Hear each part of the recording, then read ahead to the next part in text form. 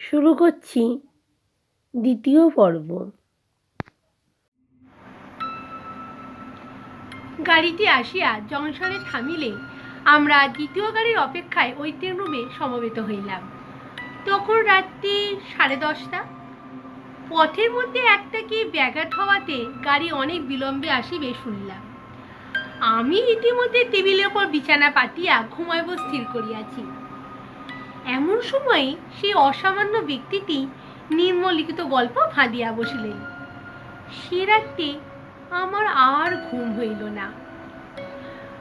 রাজ্য চালনা সম্বন্ধে দু একটা বিষয়ে মতান্তর হওয়াতে আমি জুনাগড়ের কর্ম ছাড়িয়া দিয়া হায়দ্রাবাদে যখন নিজাম সরকারে প্রবেশ করিলাম, তখন আমাকে অল্প বয়স্ক ও মজবুত লোক দেখিয়া প্রথমে বরিচের তুলার মাসুল আদায় নিযুক্ত করিয়া দিল। বরিচ জায়গাটি বড় রমণীয়। নির্জন পাহাড়ের নিচে বড় বড় বনের ভিতর দিয়া সুস্তা নদীটি উপলন মুখরিত পথে নিপুণা নর্তকীর মতো পদে পদে বাঁকিয়া বাঁকিয়া দ্রুত নৃত্যে চলিয়া গিয়াছে। ঠিক সেই নদীর ধারেই পাথর বাঁধানো 150 সোপানময় অথচ খাতের উপরে একটি শ্বেত প্রস্তরের প্রাসাদ শৈল পদমূলে একাকী দাঁড়াইয়া আছে। নিকটে কোথাও লোকালয় নাই। বরিচের তুলার হাট এবং গ্রাম এখান হইতে দূরে।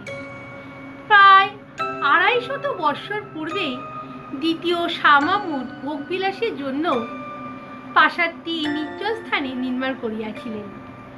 তখন হয়তো স্নানশালার ফোয়ারার মুখ হইতে গোলাপগন্ধির জলধারা উৎক্ষিপ্ত হইতে থাকিত এবং সেই শিকড় শীতল নিভৃত গৃহের মধ্যে মর্মর খচিত সিক্ত শিলাসনে বসিয়া কোমল নগ্ন পদবল্লভ জলাশয় নির্মল জলরাশির মধ্যে প্রসারিত করিয়া তরুণী পার্শ্বের রমণীগণ স্নানের পূর্বে কেশ মুক্ত করিয়া দিয়া সেতার কোলে দাক্ষাবনের গজল গান করিত। এখন আর সে ফোয়ারা খোলে না, সে গান নাই, সাদা পাথরের ওপর শুভ্র চরণের সুন্দর আঘাতও পড়ে না। এখন ইহা আমাদের মতো নির্জন বাসনিপীড়িত সঙ্গিনীহীন মাসুল কালেক্টরের অতি বৃহৎ এবং অতি শূন্য বাসস্থান। কিন্তু আপিসের বৃদ্ধ কেরানি করিম খাঁ আমাকে প্রাসাদে বাস করিতে বারংবার নিষেধ করিয়াছিল। বলিয়াছিল, ইচ্ছা হয় দিনের বেলা থাকিবেন, কিন্তু কখনো এখানে রাত্রি যাপন করিবেন না। আমি হাসিয়া উড়িয়া দিলাম।